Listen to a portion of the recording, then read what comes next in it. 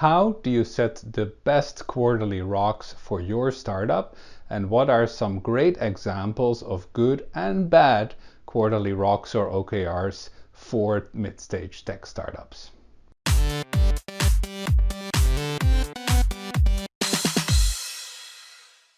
Hello, I'm Roland Siebelink and I'm the founder and CEO of the Midstage Institute. At the Midstage Institute, we help tech startups cross the mid-stage faster and more effectively and without falling into many of the traps that we have lived before. As part of that, we have helped hundreds of startups set new quarterly goals, often in many quarters in a row. And so we've learned a thing or two about what makes these quarterly rocks or quarterly OKRs the most effective. That's what I want to share with you in this series of videos. So today we do an introduction and give a bit of an overview of what we're going to be talking about. Now, first, for context, let's just equate rocks with OKRs. I know there's a lot of fundamentalist discussion in many tech startups and among many consultants as well as exactly what is an OKR and how does it differ from an objective or from a management goal and how does it differ from a rock. But I think sometimes in that discussion, the essence of just setting goals and living up to them gets lost, and we get too distracted by learning about the ins and outs and all the intricacies of the terminology. I don't want to focus on that in this series of videos. There's a time and a place for that, but it's not here. Here we're really just talking about what is the best way to set quarterly goals for your company and to live up to them and hope that you accomplish most of them. So let's just start right off with an example of a great set of quarterly rocks. We see 4 rocks here, and I won't read through all of them. You can see them right here in the video. But in this introduction, we want to start analyzing why this would be possibly a great set of quarterly rocks. And actually, as facilitators, we like to ask you the question first. Why are these great rocks? Take a minute and write down 3 or 5 reasons studying this set of quarterly rocks why you think these are chosen as a set of great quarterly rocks. We'll give you a minute and be back with you after that.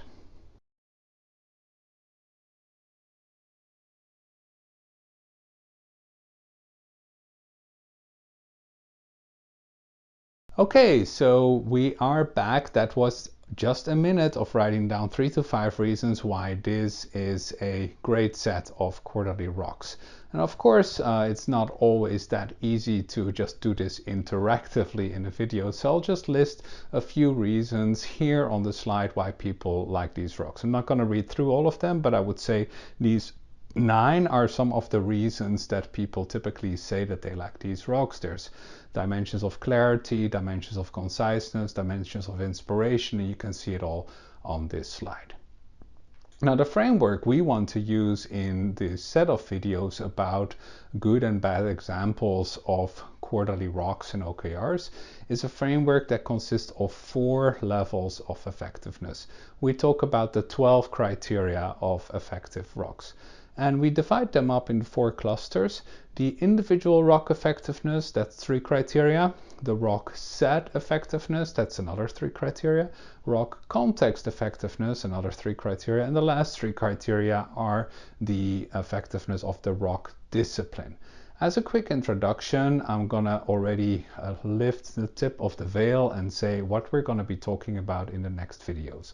When we talk about individual rock effectiveness, we will talk about having a desirable deliverable, about a project, not a routine that is the subject of the rock, and also something that is preferably cross-departmental rather than focused on a specific function. So those are the 3 criteria we'll be applying in the individual rock effectiveness. In the rock set effectiveness, we look primarily for a set that consists of maximum 5 and then ideally also only maximum 1 per core engine of the company. And I'll explain there what that means. And finally, also the fact that each of these should target a really concerning part of that engine KPI. So for example, driving up the overall sales number, what do you do in order to make a notable difference in that sales number? Third set is the rock context effectiveness. And here we look primarily at the broader context in which these rocks are set and to which they are linked. So one is a link, loose coupling perhaps, to the longer term goals of the company that should also be documented, of course.